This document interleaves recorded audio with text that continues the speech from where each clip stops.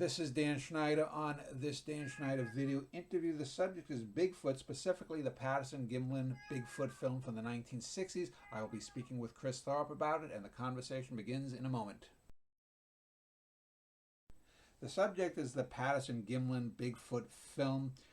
For many years, I've seen it for over 50 years, have believed that it was a fake and probably an outright fraud. I'm speaking with a man who believes that there are big feet, or Bigfoots, I guess, but doesn't think that the film itself is that genuine. And I came across him an article called "The Problem with Patty," which is the name given to the supposedly female Bigfoot seen in the Patterson-Gimlin film. Before we get into it, though, Chris, if I could ask you a little bit about yourself, your background, what you do. Are you a scientist or a writer, a reporter? And then opening thoughts about the film. Okay. Hi, Dan. Thanks for having me on today. I'm originally from outside of Olympia, Washington, so I grew up in the Pacific Northwest, where, of course, these creatures are kind of part of our lore. So that probably is how I took interest in Sasquatch and cryptozoology. But otherwise, I'm not like a super committed Sasquatchian. I don't go to conventions, or it's just kind of a passing interest for me. But I am a writer. I'm a freelance writer located in Busan, South Korea. And so most of my writing is travel writing or cultural stuff, politics, that deals with subject matter very far away from like the paranormal or anything strange.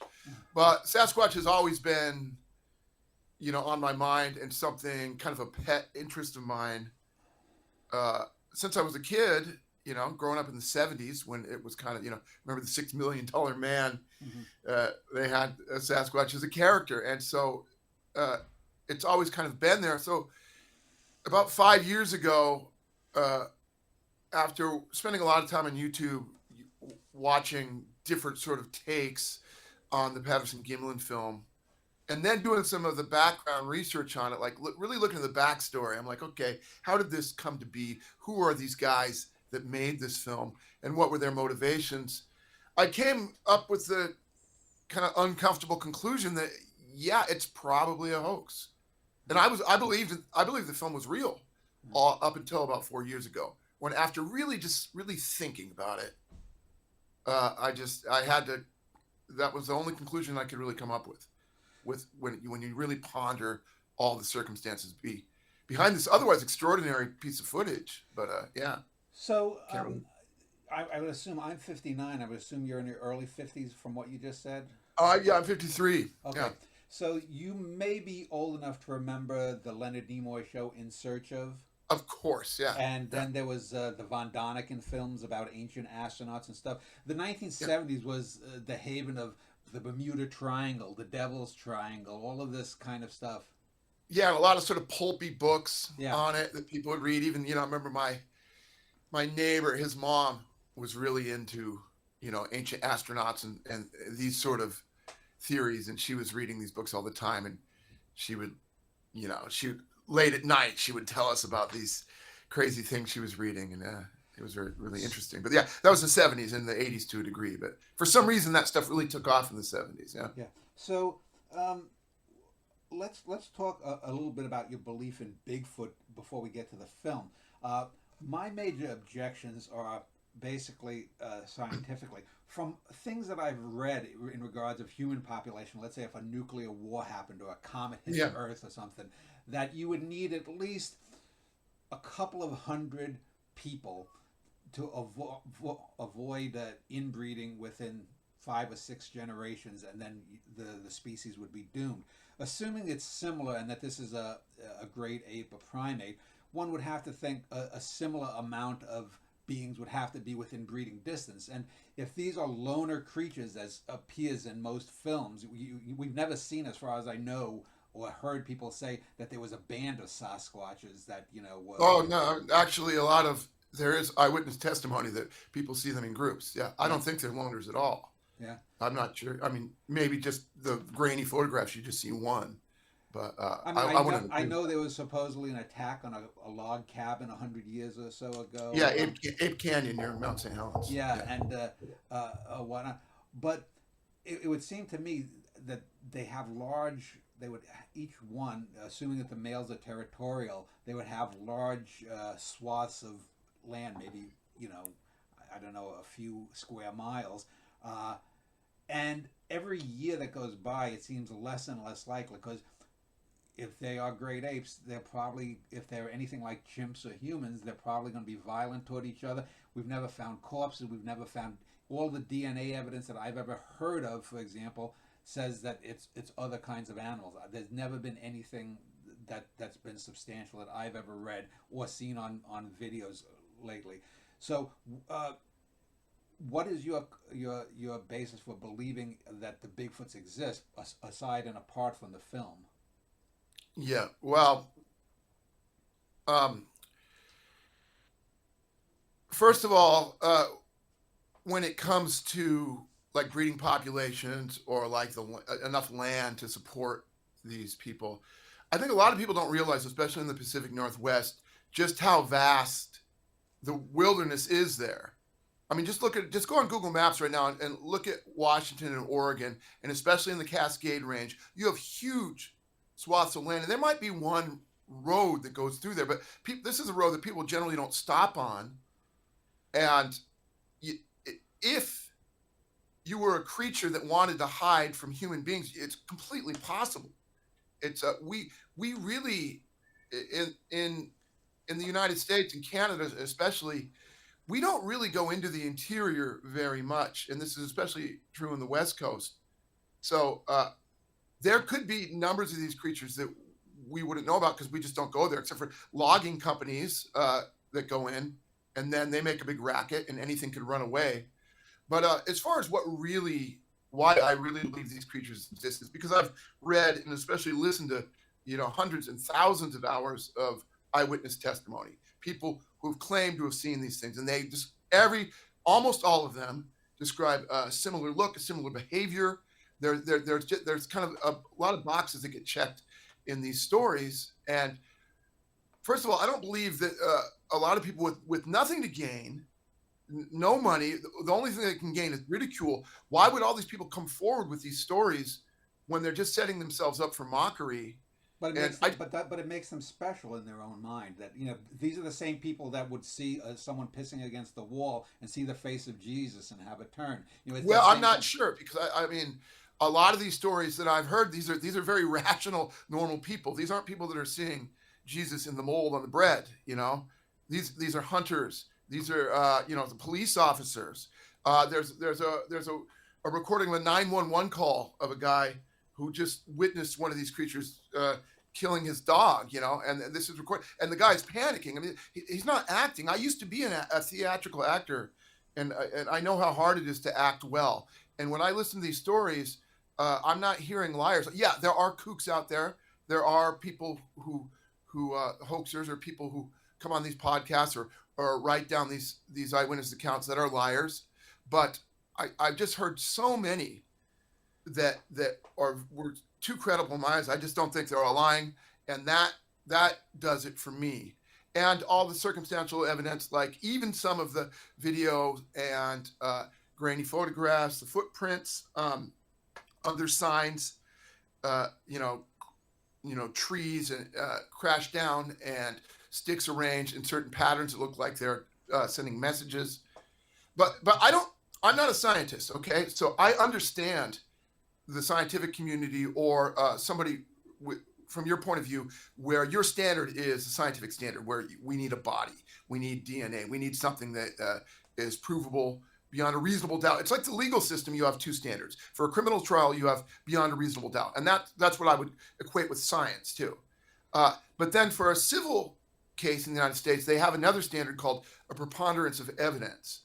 And that means if there's just enough circumstantial, if there's enough stuff that convinces you that it likely happened, then you can convict, or you can make a settlement in a civil matter. And that's with Sasquatch or whatever we want to call these creatures. That's it for me.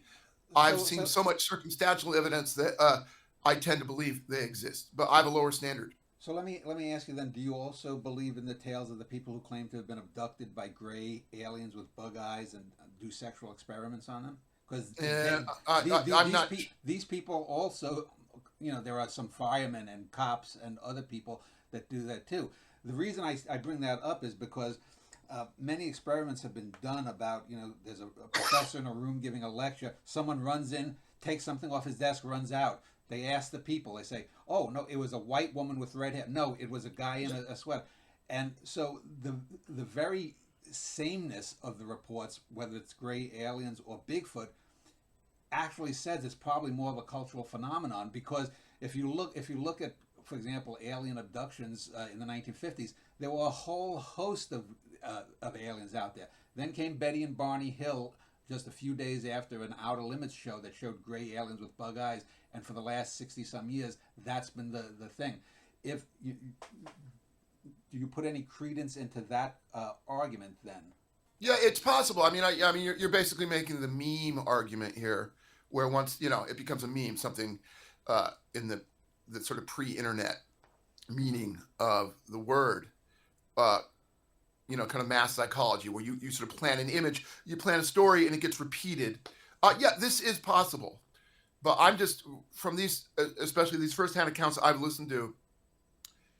A lot of them just really seem genuine to me. And as far as aliens, hey, man, there might be something to it, but I've never taken a great interest in that. Again, I grew up in Squatch country. I grew up out in the woods. I spent a lot of time hiking in the wilderness in the Pacific Northwest. I was in search and rescue when I was in high school. So I've been out there. I've never had an encounter, or what I thought was an encounter, but this is just a subject that sits with me. But yeah, what you say is possible.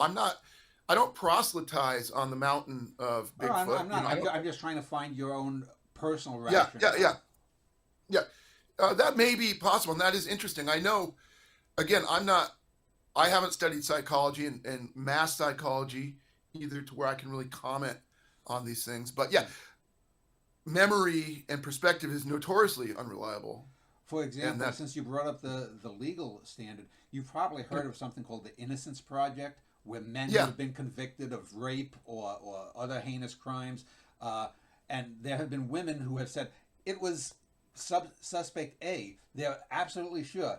The DNA yeah, evidence comes in 10 years later, not nowhere close. Not that the woman was lying, but under the duress of that, they make up and confabulate details about a rape. Now, if you're telling, now, so here's the thing: is if people in an intimate encounter, as violent as it may be, can get basics wrong about the person that assaulted them, looking at an animal, whether it's Loch Ness, whether it's a UFO, whether it's a chupacabra, a Bigfoot, or whatnot, that, to me, that's not a compelling enough argument just to have human witnesses. So one, that I'd like your comment on, and also I just, since we're talking about Bigfoot, are you also a proponent that Yetis and Zowies and skunk apes and all of the Bigfoot variants across the world are all the same, or is it are you just a believer in the North American version?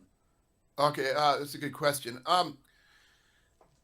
Again, uh, yeah, it's very possible people get it wrong, but again, just the number of these stories, I tend to believe when you just go through so many, I just don't think that many people are getting it wrong.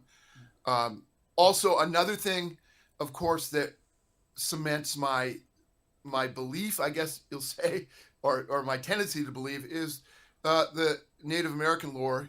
Especially uh, many of these tribes have their own word for this creature, and in their own history, it's not like a fantastical creature like the Thunderbird or something. For many of these tribes, it was just considered another animal, and I tend to pay credence uh, into those sort of beliefs, because these are the people that have been around for thousands of years and would have had the most experience with these creatures. As far as Sasquatch being related to the Yeti or skunk ape or whatever you want to call it, like internationally, yeah, I definitely believe that these creatures exist outside of just North America, probably in Russia, and it looks like in the Himalaya. Obviously, there's been a lot of sightings of Yeti. Um, and again, the people in Nepal and that area and in Tibet, uh, again, just accept this as a creature. For Well, them, it's nothing extraordinary. So yeah, I do believe these creatures could exist in some places, but not everywhere. And there are probably subvariants. There's probably not just people have described sort of different sizes and different. Some are more aggressive. I'm not sure, but Well, let me ask you this too. Native and Aboriginal peoples not only describe big, hairy wild men, the Sasquatch mhm. type, but virtually all of them, probably 90% or more, describe little people, leprechauns in Erin. We've not discovered hordes. I mean, yes, there are physically dwarf human beings, but there's not whole, and there are pygmy tribesmen in Africa. But we're talking about something maybe an inch and a half that they call brownies in some cultures, Yeah. and no one's found them either. So is it possible that the reason that the Sasquatch or the Yeti, these huge scary things, because they are huge and scary, are focused on more, because human beings are generally frightened animals generally, and we're not going to be scared by a little leprechaun that comes after us. Yeah. I mean, little people are in mythologies around the world or beliefs. I'm not sure so much in Native American cultures. I'm probably you can truly find some, but for example, in the Pacific Northwest, I've never heard of any of the indigenous folks up there believing in little people, but they certainly believe in Well, the have you ever hairy. have you ever read Well, the Washington Irving's story about the guy who fell asleep for 20 years, Rip yeah, Van yeah, Winkle? Rip That Van Winkle. Yeah. those little elves or whatever they would describe in the stories came from the Iroquois tales. Oh, yeah, sure. Yeah.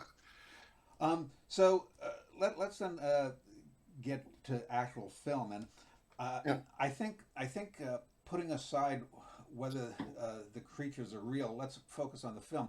A few years ago, I did a show on the UAP phenomenon, the modern term now for UFOs. I guess UFO is déclassé now. Oh, And yeah. and the interesting thing that I found was uh, people always would try to say, well, these Air Force pilots, they're skilled pilots, but they aren't cameramen. And I had a fellow on who had taken photographs, and he said that other photographers who saw, for example, the odd shapes, said, well, that's because they're taking the film with an aperture that is in that shape. So oftentimes when we get people that are considered experts, they're experts in one area, but they're not Yeah. necessarily experts in the area. For example, you don't have, whatever you think about Bigfoot pro or con, if we're looking at the film as a separate entity, Hmm. aside and apart, I'm going to be more interested in what, you know, George Romero or some filmmaker who's made actual films would say about it. And from what I've read over the years, the decades, and just in the last couple of months, as this just came up a lot in my YouTube feeds, I find it amazing that people think that this creature is convincing evidence. So let's talk about your Medium article there, because you listed Hmm. a half a dozen or so major problems that you had, even though you believe in Sasquatches as a real animal. What was some of the big red flags then for you? Well, I mean, the backstory is when I started looking at the people who made the film, because that's, the film is one thing, and Yeah. we can deconstruct it, and a lot of people have pro and con. Um, but one concern I have, one red flag is, and we'll just kind of go on the points in the article, is the film itself, because you get all these people, guys like Thinker Thunker, who's a big Yeah, Sasquatch yeah, YouTuber, yeah. who he likes to analyze film, and he's always doing perspectives, and he kind of has he comes at it from a pseudo scientific point of view, but it's I think a lot of it's bullshit and kind of trickery. Well, I, But I remember a few years ago I saw a video of him where a Sasquatch was supposedly running to catch a car backing up or something. And you could see, in modern trucks, you have those lines that the computer puts on as you're looking in the yeah, back. And the yeah, guy is trying to say that they were lines on the highway. No, they were clearly the computer lines within the system ah, of the truck. And so, yeah, he's not as big as he was a few years ago, I think, because he made such outrageous claims. But anyway, go on. yeah. I mean, the film itself again, and I've watched it hundreds of times. I just don't know. I mean, I think they lost the original. Yeah. Like, where's the original film? First of all, that's what we want to see, because there's been so many, oh, this is a high res version, and there's, oh, we've cleared it up. We've played with the contrast, but you can't make a shitty film look less shitty. You know what I mean? I mean, you can try, but it's just the original film's kind of blurry and grainy. Uh, I'm not sure how you improve on that. Now, again, I'm not a film guy. I'm not a tech guy, but I've seen a lot of these. Oh, we have a new version where it looks so much better, but what can you do when the original isn't that good? So the film itself is just too grainy to really make. It's in effect altered film. I mean, it's not. Yeah, It's not. exactly. Yeah, Have you ever seen? There's a film that comes right to mind. In the 1960s, there was an Italian filmmaker, Michelangelo Antonioni. He did a film called Blow Up. It's about a yeah. photographer in swinging London of the 60s who goes around photographing things, and he comes upon what seems to be a violent murder, and he takes a photo, and he keeps blowing up the image. Uh, But you can't. But as the image gets blowed up, it gets more blurry. That's known as information loss. And a lot of these films and the stills from the films, when you blow that up, it's going to get blurrier. You cannot. The laws of physics don't allow yeah, yeah. for you to make it clearer. And in the Medium article that you have, you see the Sasquatch, whatever it is, in the photograph, and it's actually that's even cut off. It. I looked at the original film on YouTube, and the Sasquatch figure is about 1/7 to 1/8 the size height wise of the film. Yeah. So you're talking about a tiny little, thing in the vastness of the actual film there, and to try to blow that up, there's no way that you can get any information out of that unless you're adding it in by having AI go in there and adding in pixels. Yeah, well, I mean, some people claim, and it still kind of catches my eye that you can see actual muscle contractions in the leg. Uh, but again, I'm not sure how that's really possible with footage so grainy. Well, I is it think the really? film. Is it really muscle contraction? Because when I've seen it, and I've seen people slow it down, Yeah, yeah, and they'll say that's a muscle. That actually looks like to me a shitty costume that's just bending because it's not yeah, repeated. yeah. I mean, again, I think I mentioned it in the article. And I'm surely not the first person to use this metaphor, but the Patterson-Gimlin film is certainly it's a Rorschach test, isn't it? We kind of see what we want to see. We project our own prejudices and biases into the film. So of course, as a believer, somebody who desperately, has always wanted real evidence of Sasquatch, I look at that and I'm looking for confirmation bias. I'm looking for anything that can tell me that my beliefs have been correct all along. So But that's you why, but you do point out, for example, that the ass cheeks don't move of the yeah, creature. that the ass always looked problematic. It just doesn't move. It looks like a pillow or part of a mattress. Right, and, Uh, and so- and right above the ass, I always think it looks like what would now be called a fanny pack in reverse, a furry fanny pack above yeah, its yeah. butt. What the hell is Um, that? yeah, it's kind of lumpy. But here's one thing that kind of made me reconsider the film is, I live in South Korea and I teach at a university. Uh, And I'm a writer, is and there a Yeti Sasquatch equivalent in Korea, by the way? no, nothing No. here. No, Okay. so that's why it's good because Koreans really know nothing about this. Generally, they would, if you ask them Sasquatch, they'll draw a blank. Yeah. It's not a thing here at all. So I was teaching a class at the university a couple of years ago, and we were discussing in the textbook there was some stuff about UFOs and paranormal, and so I thought, hey, why don't I show these guys the Patterson-Gimlin film? Like these Korean university students who never heard of this film, never really heard of Sasquatch, completely virgin eyes. Yeah, no biases at all, no prejudice. So I showed it to a group of about 20 students, and then, I turned the lights back on and I asked them, I polled them, how many of you believe that this is real? 0 hands. How many of you believe this is a man in a suit? 20 hands shot up without hesitation. Yeah. I mean, to them, it was obviously a hoax. Right. And so that's kind of like, all right. I mean, I don't know if I can get a more, unsullied sort of jury Yeah. than this. That reminds me of, you probably have heard, if you know about paranormal phenomena or telekinesis or psychokinesis. Yeah. There's a fellow named James Randi, an ex-magician, who offered, go ahead. The Amazing Randy, of course, yeah. $1 million for anyone who can prove something. And he took on spoon benders and these typical con man grifters from carnivals and whatnot. And so and what happened was, there are you can probably still find a few of them over the years. He would appear on shows with supposed scientists, experts that were fooled by these grifters, and he'd come on and he'd show exactly what he'd do, the exact same thing, and say, "I'm not doing it." So he was looking at these people who wanted to believe. A lot of these scientists wanted to believe something, and they saw it. So I think what you're talking about with the kids there, with this unbiased eyes, is a good test. And for me, that says they are, since they're not inculcated into that northwestern Cascadian culture where this thing exists. They're going to have, like you said, more virgin eyes to look at this and say, "Oh, that's clearly a man in a suit."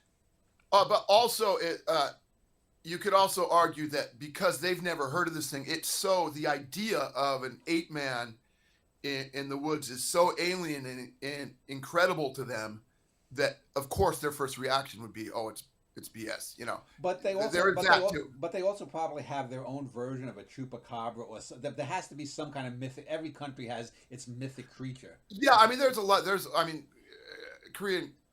Korea's a very superstitious culture. I mean, they believe in spirits and ghosts and these sort of things. That's really where they put their sort of credence. And they had tigers up until about 100 years ago. So another thing is this image in the Patterson-Gimlin film is supposedly female, because we do see pendulous breasts. Yet, other than human beings, there is no other great ape that has full breasts like it supposedly has, which I'm like, I don't know if they're really breasts, but so this, if we're going to say this is related to human, this must be a breastfeeding mother. But then why does she have her breasts her breasts are hairy, and then you see clumps of hair here or there? It doesn't make a lot of sense. And most if a gorilla is not having a child, her breasts are flat.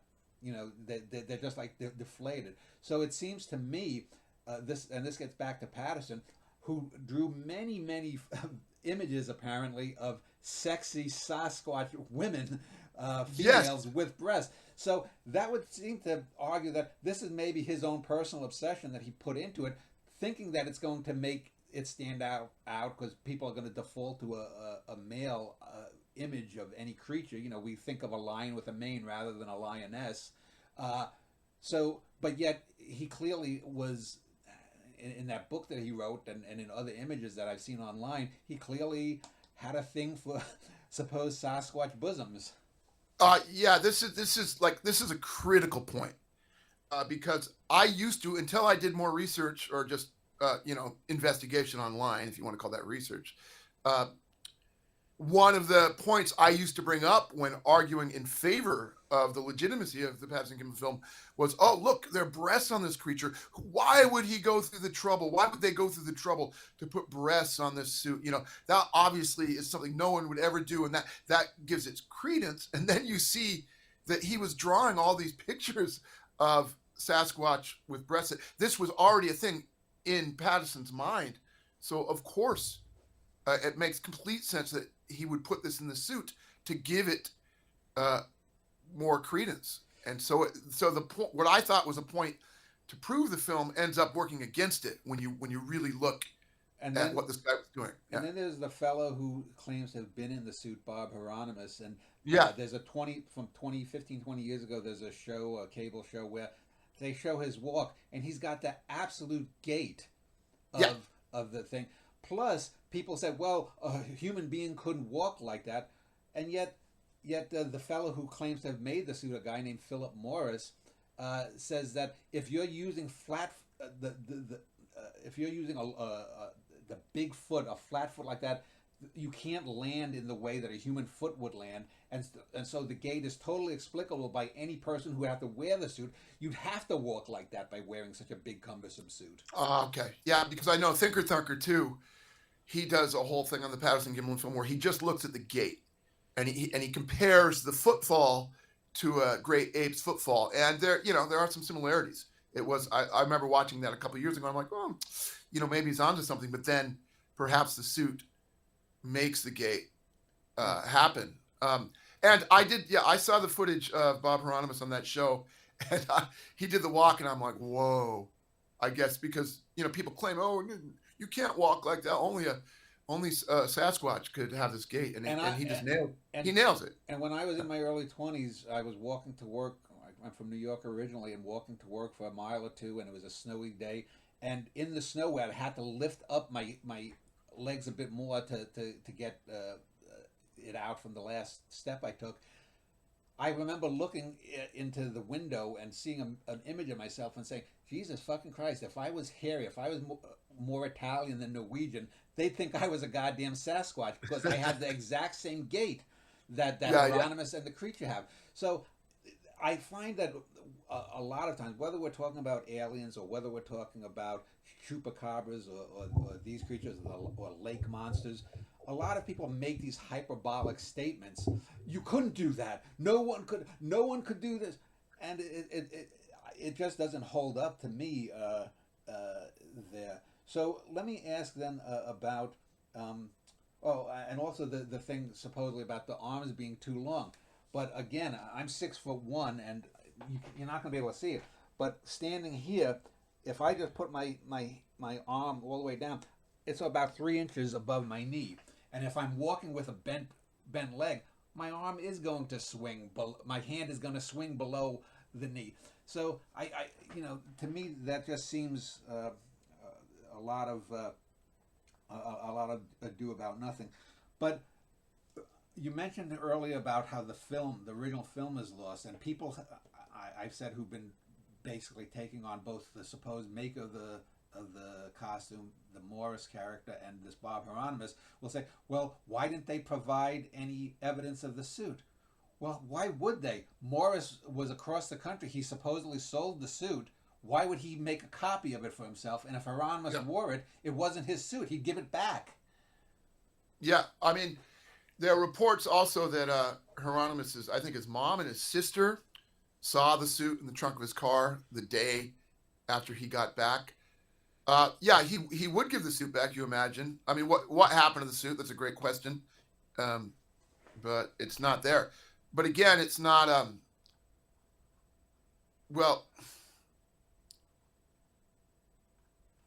I mean, the suit would, if we had a suit, it would totally disprove the film. But we don't. But again, just there's enough, these are just red flags. Mm-hmm. And so, like when I talk about the preponderance of evidence, which makes me believe there probably are these creatures somewhere in the woods, the preponderance of evidence of red flags when it comes to this film makes me have to, abandon my belief in it. Now, let me just ask you, though, because one of the things that you hear a lot is supposed the dermal ridges, or basically let's call them the footprint prints, and some people have said that they've found prints of supposedly injured Sasquatches with, I guess the equivalent of plantar fasciitis or something. That you wouldn't think.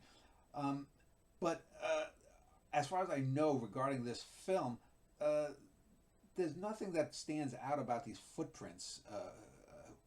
Was there? I mean, that... Well, I mean, that's supposedly they went to Bluff Creek to investigate footprints that another guy had found. Mm-hmm. That this was and there were sightings. So this was a supposed hot spot, which, but I don't really know much about the footprints. I know that supposedly there are footprints found there, and that's what led them to make this particular expedition. Yeah. But I don't really, I'm not an expert on footprints. I don't really know much about them. It seems that's some of the most convincing evidence. I mean, that's why why they called it Bigfoot, because of these big prints. But it wasn't until I think the 1950s that the footprints kind of entered the collective consciousness. Nobody was really talking about this, as far as I know, back in the 30s and 40s, and then suddenly, people were finding footprints all over the place. And I want to bring up Patterson himself, because people have said that Gimlin could have been just a dupe and wasn't involved in a fraud if there was a fraud, which I believe is the far more likely thing. But the same people who would slag on the Bob Hieronymus claiming to be in the suit, the same people who would slag upon this Philip Morris fellow, the claimant of the maker of the suit, they conveniently seem to forget. It just takes a few clicks online to find out that Patterson, whether he was trying to steal the original camera or just forgot about it, ended up being thrown in jail for supposedly stealing it. He apparently was sued by almost 24 people for writing bad checks or stiffing them out of payments that he was going to make. And so on and so forth. He had some shady deals with a couple of these so-called nature film companies. Whether this led to the loss of the original film, who knows? But why would you give credence to anyone like that? And on top of that, again, if this was a clear film, hell, for whatever you can say about the Zapruder film is a lot closer. You can tell it's John Kennedy. It's not LBJ getting shot. It seems to me just a very strange thing that for what seems to me a very obvious man in an ape suit with a guy who's a known, shall we call him a grifter, con artist, whatever. Why so many bells don't go off with people, I find amazing. What is your take upon Patterson the man? Well, you basically said almost anything I was going to say. And again, this is one of the main things that led me away from my belief in the film, because I never really researched or read into who this guy was. And yeah, he was a clear con artist. And he was also on a mission to be the guy who introduced Sasquatch to the world, and to profit from it.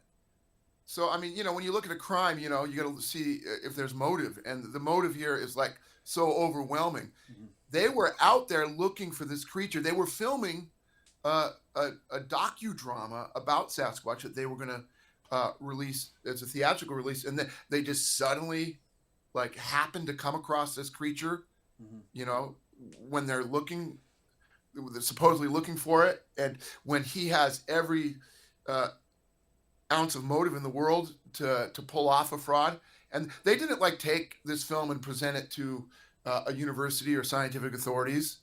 They toured around the country charging money for people to see it and charging speaking fees, especially Patterson, he was profiting from this. So for me, it's just, when you look at this guy, it's when everything he had done up to this point was basically a lie or a scheme or a fraud. Suddenly he's getting honest out of the blue. Yeah. And he gets the luckiest scoop in the universe. It's too much of a coincidence. Yeah.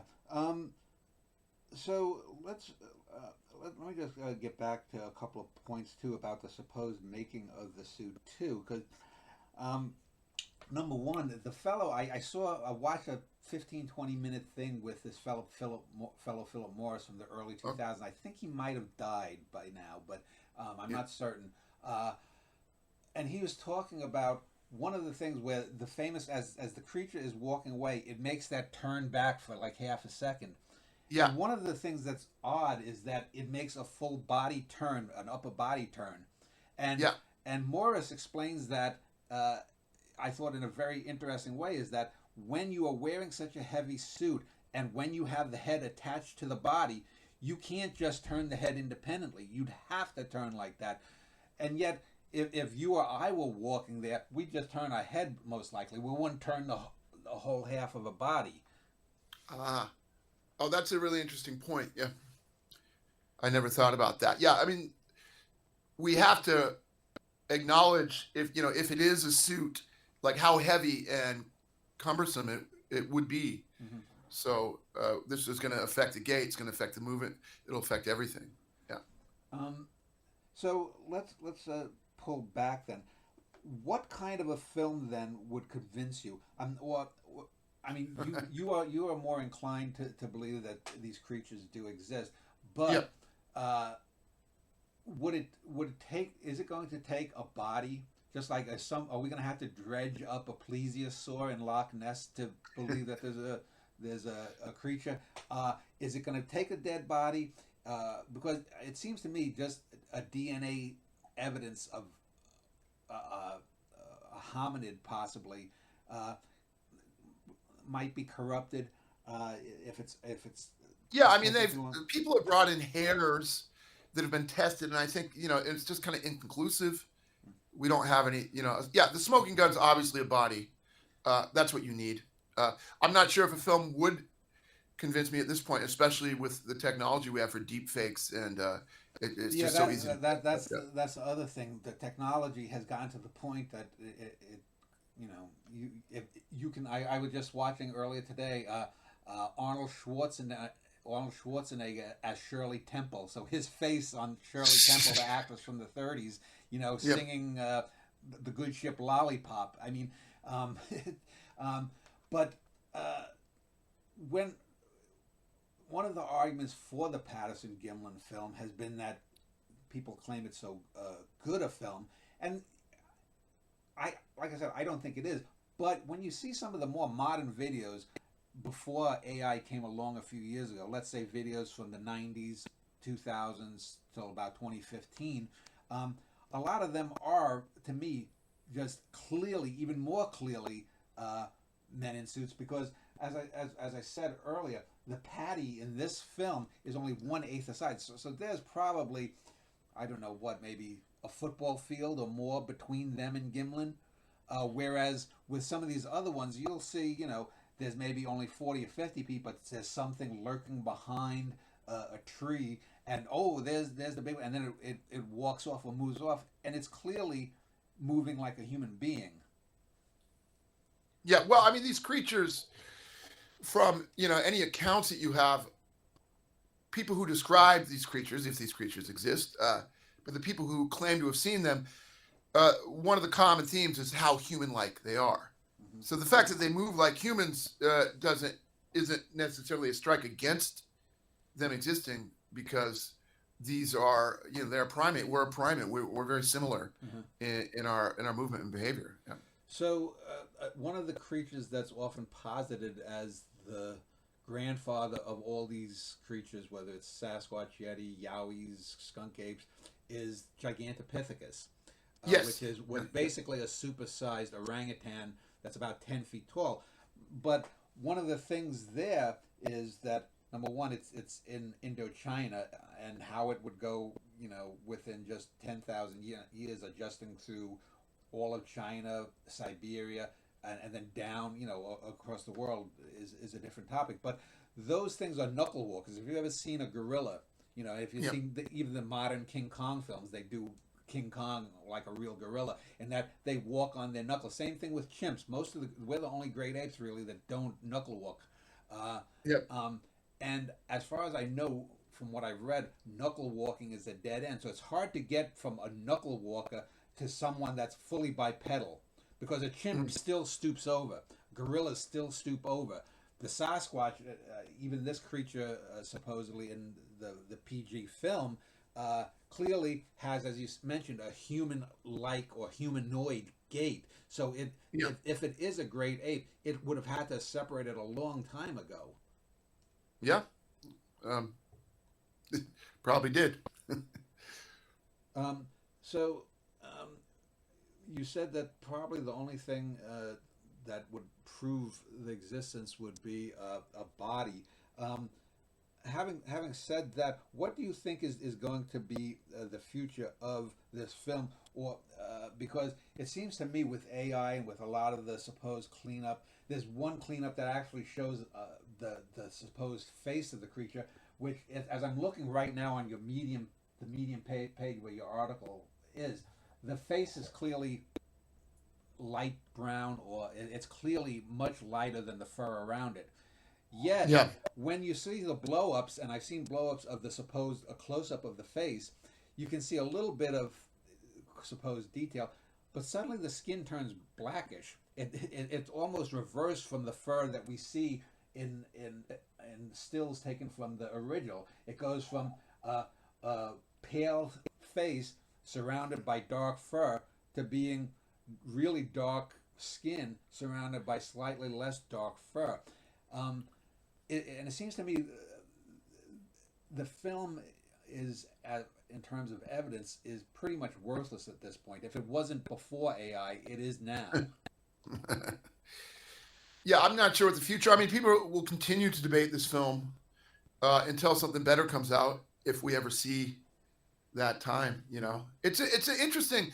The Patterson-Gimlin film. Here we are in 2024, still talking about it.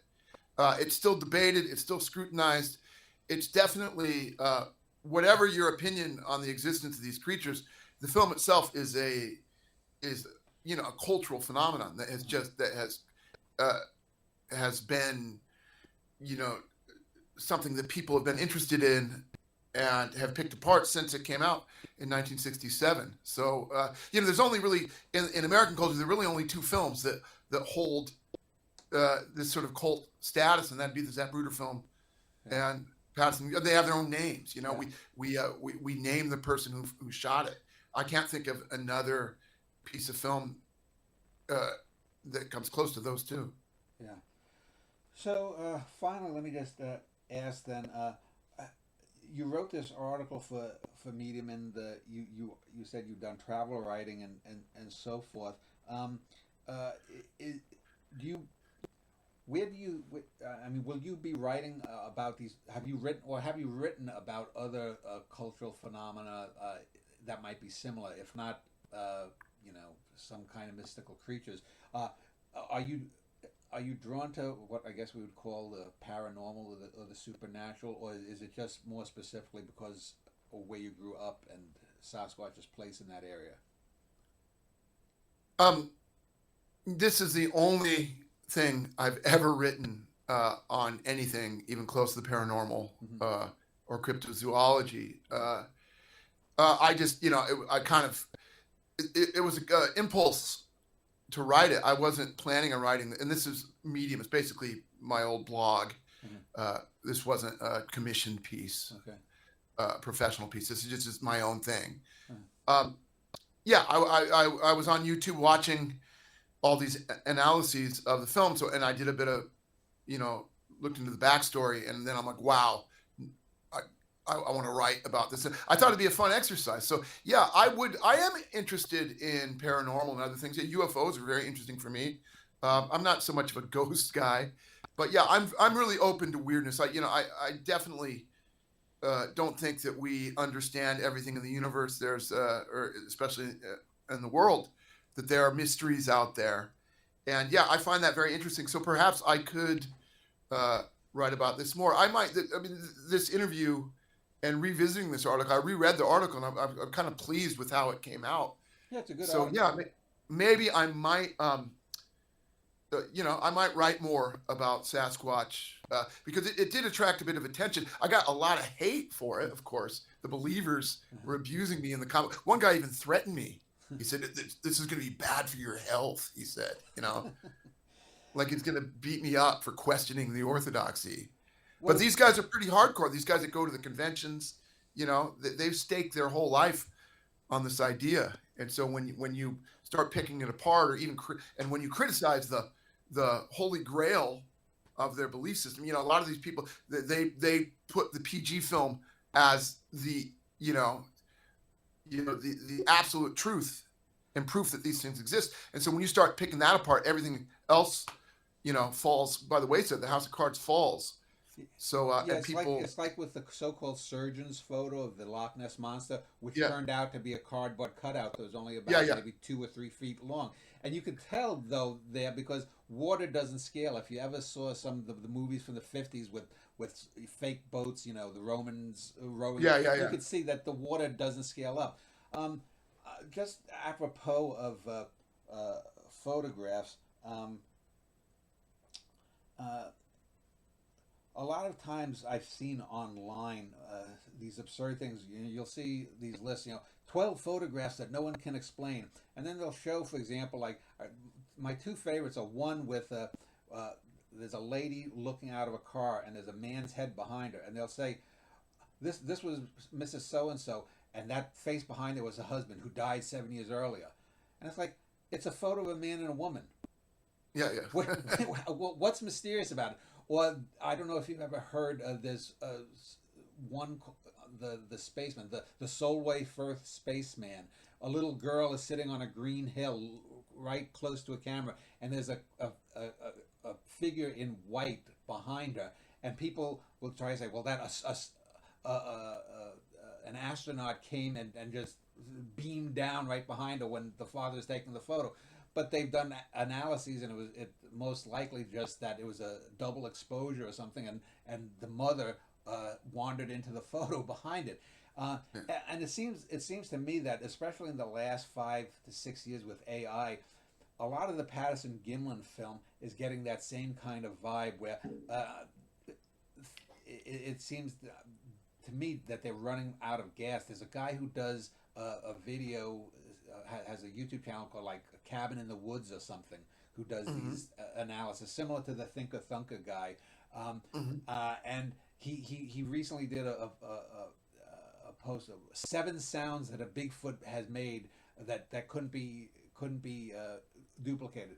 Well, I listened to all the 7 sounds or whatever it was, and I'm like, this guy must never have grown up in a big city during the summer where people have their windows open and you hear screams going out in the night, because that's exactly what it sounded like to me growing up in New York City.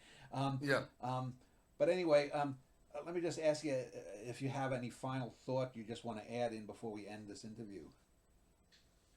I suppose I just say what I say in the article. I think it's fun to believe in this stuff, and I think it's more than possible that these creatures exist. But but also just really try to self-reflect and take anything with a pile of salt, not just a grain, because there's so much fakery out there. And also look at people's motives. People, the biggest motivator for people to lie and hoax is money. And so anytime people are out there promoting an idea that seems implausible, are they trying to profit from it? I mean, just last night I was watching an interview. There's a guy, one of the biggest YouTubers in the Sasquatch spheres, a guy who calls himself Bob Gimlin, but not the old cowboy Bob Gimlin. Yeah, I've seen his site. Yeah, and he was on Rogan a few months ago. He has a lot of followers, and he's an interesting guy. He's a smart guy, but it turns out I thought that him being named Bob Gimlin was just this strange coincidence. That no, he changed his name to Bob Gimlin so he could attract Sasquatch believers. He knew what he was doing because he wanted to build this YouTube channel where he makes money now. And he was interviewing Les Stroud, who was a Survivor Man, had that show.